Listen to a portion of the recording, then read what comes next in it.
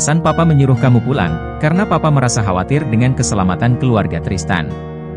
Tidak disangka sama sekali, jika kekhawatiran Papa benar-benar terjadi. Apa maksud Papa? Ada satu orang yang bermasalah dengan Tristan dan keluarga Tuan Isham. Tardan. Laki-laki itu bebas dari penjara beberapa hari yang lalu. Aku curiga, dalang dibalik ini semua adalah dia, papar Levi. Tardan, siapa dia? Tanya Raja. Ia belum pernah mendengar nama itu. Dia mantan suami Steffi. Wanita itu adalah anak dari sahabat Tuan Isham, Bima. Steffi dibunuh oleh Tardan. Saat Bima koma karena syok kehilangan putrinya, Tardan mengambil alih semua aset milik Bima yang seharusnya untuk Steffi. 1 minggu setelah koma, Bima meninggal. Tardan menggantikan posisi Bima di perusahaan. Kakekmu, dia tidak terima sahabatnya diperlakukan seperti itu. Kakek dan ayahmu menghancurkan bisnis miliknya, menjeratnya dengan kasus pembunuhan berencana, lalu dia mendapatkan hukuman kurungan selama 20 tahun.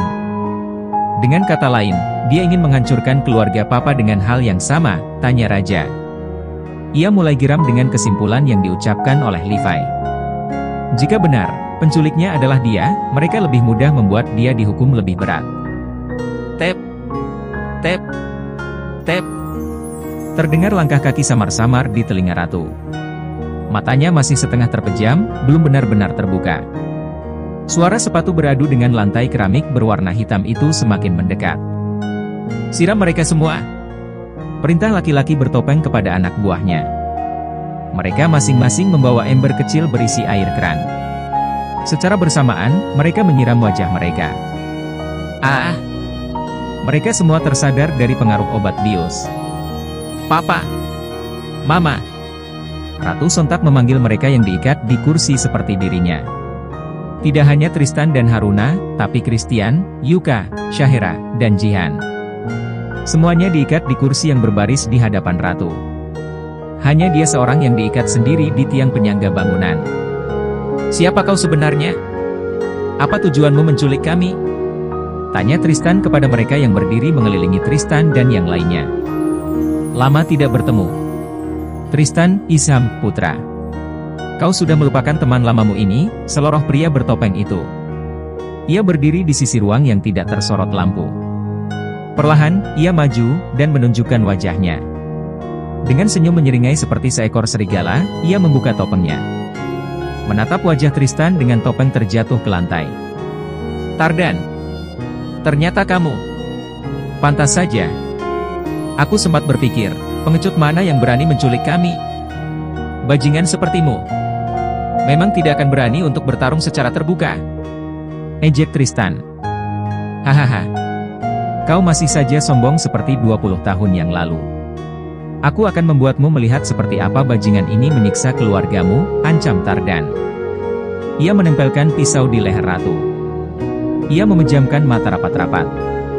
Merasakan dinginnya logam tajam yang menempel di lehernya. Ratu ketakutan, tapi ia yakin sang suami akan membebaskan mereka semua. Dia adalah menantumu. Aku pikir, dialah yang harus lebih dulu aku singkirkan. Tenang saja. Aku sedang ingin bermain-main dengan kalian. Jadi, kalian selamat untuk hari ini. Tardan menjauhkan pisaunya kembali. Kalian, jaga mereka semua baik-baik. Aku masih harus menangkap satu orang lagi. Tadan. Bajingan. Banci kau. 1 lawan 1 jika kau laki-laki. Tristan berteriak memaki dan menantang pria itu. Namun, Tardan bersikap masa bodoh. Ia melenggang dengan tawa lebar mengiringi langkah kakinya. Levi memulai tugasnya. Hal pertama yang dilakukannya adalah mengirim pesan ke anggota lainnya. Aku sudah memerintahkan para anggota kita di lapangan untuk mencari keberadaan keluargamu. Kita bisa mulai mencari petunjuk pertama. Samuel membantu ayahnya untuk mengawasi beberapa kamera pengawas di sekitar rumah Ratu dan di rumah Tristan. Mereka menemukan hal yang aneh. Samuel mengatakan kecurigaannya kepada Levi. Ia menunjuk beberapa kamera pengawas di daerah itu yang mati secara bersamaan. Suruh beberapa orang untuk mencari tahu tentang lokasi di sana. Papa akan menghubungi polisi. Kita harus mulai melaporkan hal ini, ucap Levi. Iya, Pak. Apa ada yang bisa aku bantu? Tanya Raja. Ah, ada. Tolong periksa beberapa rekaman CCTV dari tempat kejadian kecelakaan ayahmu. Kita harus mengumpulkan bukti sebanyak-banyaknya sebelum membuat laporan ke pihak berwajib. Baik. Raja menuruti perintah Levi. Mereka mengumpulkan video dari beberapa rekaman CCTV. Samuel adalah seorang pengawal berpengalaman di Jepang. Ayahnya mengutusnya pulang untuk mengawasi keluarga Tristan. Siapa sangka, saat dia baru saja tiba dari Jepang, ia mengalami kecelakaan yang mempertemukan dirinya dengan Ratu. Ia tidak segera melakukan perintah ayahnya, tapi justru mengejar cintanya. "Hei, apa kamu yakin kalau mereka ada di dalam?" tanya Aris. "Aku yakin. Aku mengikuti mereka diam-diam sampai kemari." Kenandra hendak ke rumah Syahera di malam kejadian. Ia melihat sebuah mobil van yang terparkir di depan rumah Tristan. Karena merasa curiga, Ken bersembunyi dan mengikuti mobil itu diam-diam. Tapi, kita tidak akan bisa mengalahkan mereka semua. Apa yang harus kita lakukan sekarang? Aku tidak melihat Kak Raja. Sepertinya, hanya dia yang tidak diculik. Aku akan mengawasi gerak-gerik mereka di sini. Kau pergi cari Kak Raja. Ken ingin menyelinap masuk, tapi dengan gerakan Aris yang terlalu lambat. Ia merasa tidak akan berhasil jika mereka masuk berdua. Mereka membagi tugas. Aris diam-diam pergi dari tempat mereka mengintai rumah kosong itu. Setelah Aris pergi, Ken mulai menyelinap lewat samping rumah.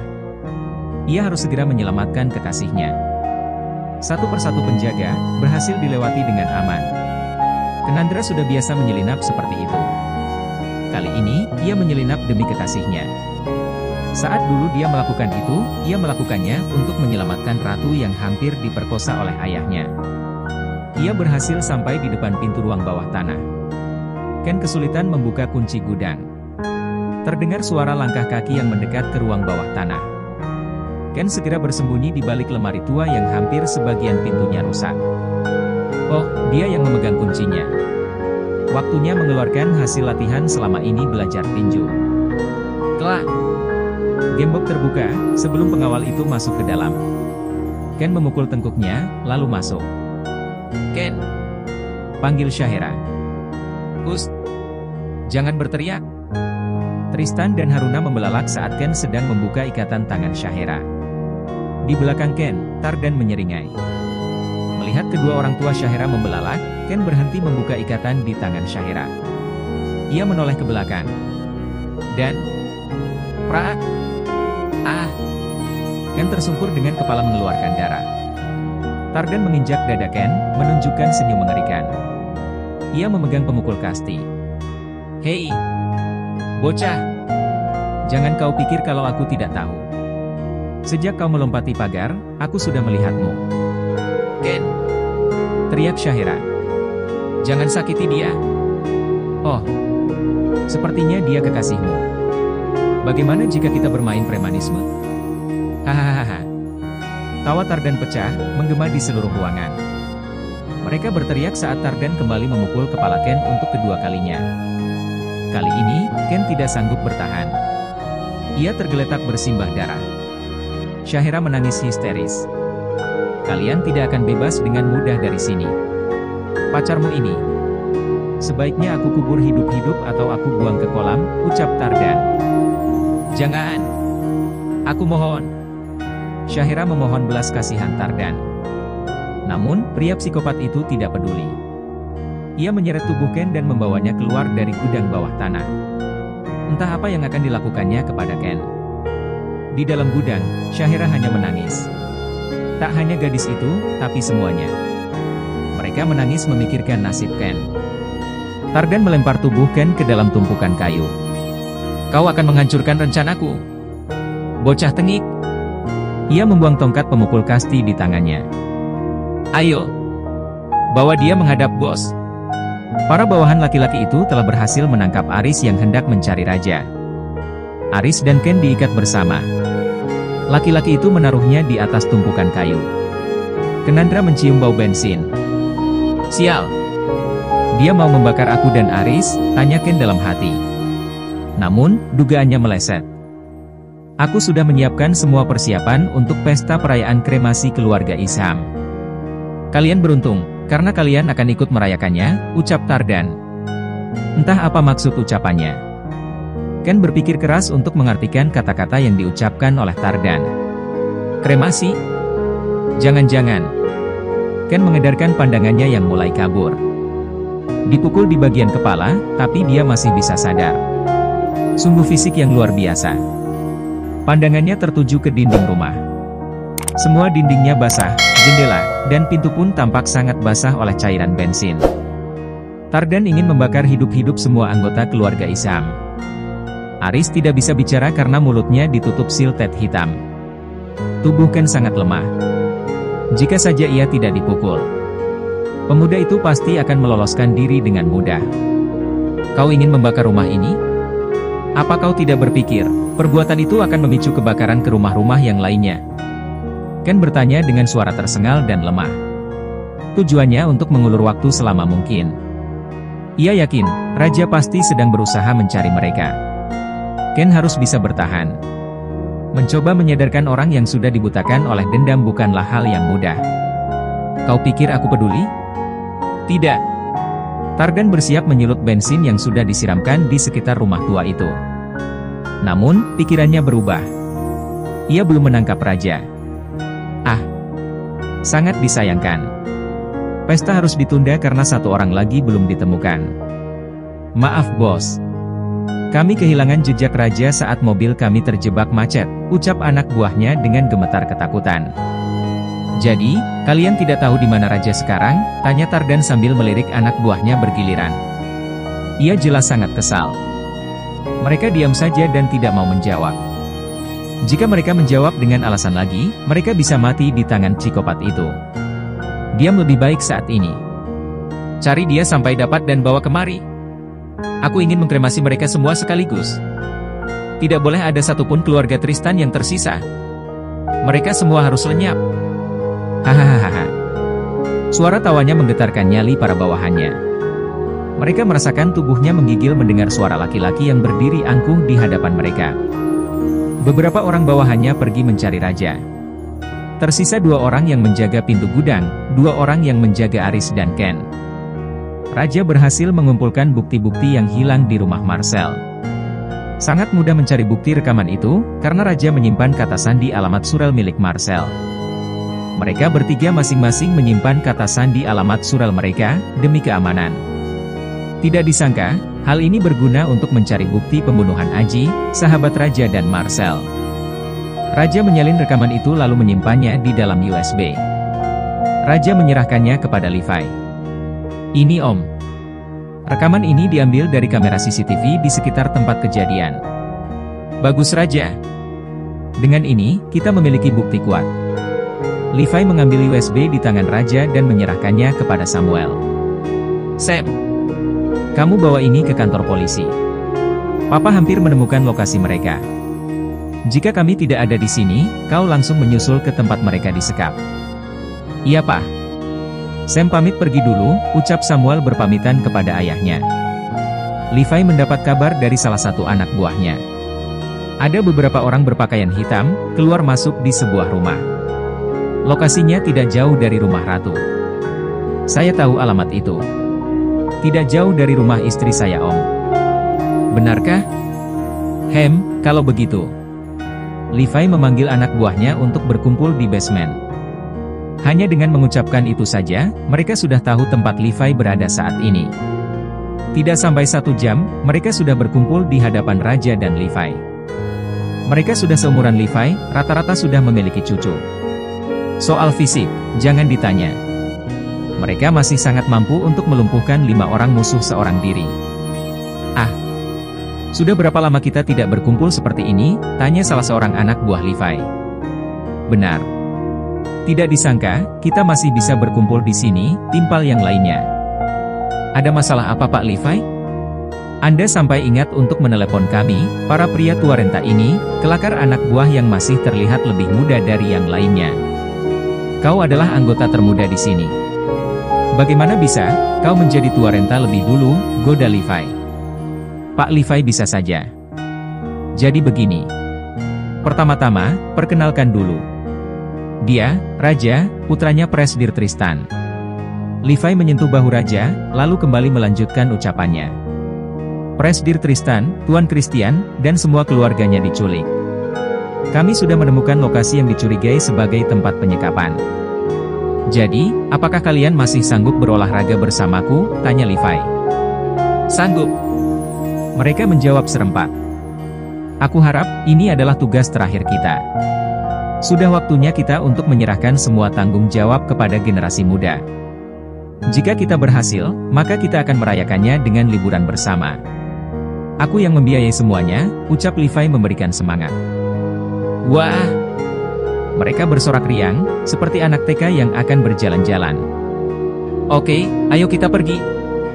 Bagi jadi dua kelompok, bawa mobil dinas kalian.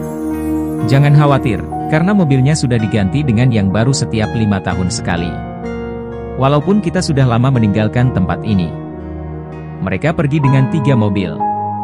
Masing-masing menjaga jarak agar tidak menimbulkan kecurigaan. Mereka sengaja melewati rumah target untuk memantau berapa banyak penjaga di sana. Sebuah mobil hitam masuk ke dalam gerbang. 6 orang pria berbaju hitam keluar dari mobil. Mereka adalah orang-orang yang sedang mencari raja. Namun, mereka kembali tanpa hasil. Dari kejauhan, Levi mengatur posisi untuk menyerang. Pertama-tama, kita pancing mereka untuk berkumpul. Levi menoleh ke arah raja. Raja akan masuk untuk memancing mereka. Oke. Ketika mereka berkumpul untuk menangkap raja, kalian masuk. Jangan ada yang membawa senjata tajam. Lakukan seperti biasanya, perintah Levi dari telepon. Waktunya mereka untuk menyerang. Mereka berharap Tristan ada di dalam rumah itu. Levi sudah tidak selincah dulu, ia hanya berharap semoga putranya datang tepat waktu bersama polisi. Raja menghirup napas dalam-dalam. Mempersiapkan tubuhnya untuk berkelahi. Setelah melakukan peregangan sebentar, ia mulai melangkah menuju rumah itu. Ia sengaja lewat pintu gerbang, memukul 2 orang penjaga dengan tenaga biasa. Mereka memanggil semua penjaga untuk menangkap raja. Pria itu menunggu semua pengawal berkumpul, baru memberikan sinyal kepada Levi.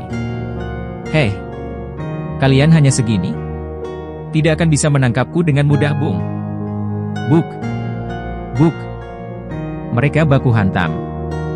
Baru 7 orang, masih ada 3 orang lagi yang belum datang kemari. Aku harus bertahan demi menyelamatkan keluargaku.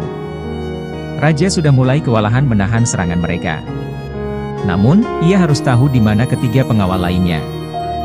Ia berlari ke halaman belakang dan mendapati ketiga pengawal itu berkumpul di sana. 2 orang menjaga pintu gudang dan 1 orang duduk mengawasi Aris. Ken sudah tergeletak tak sadarkan diri.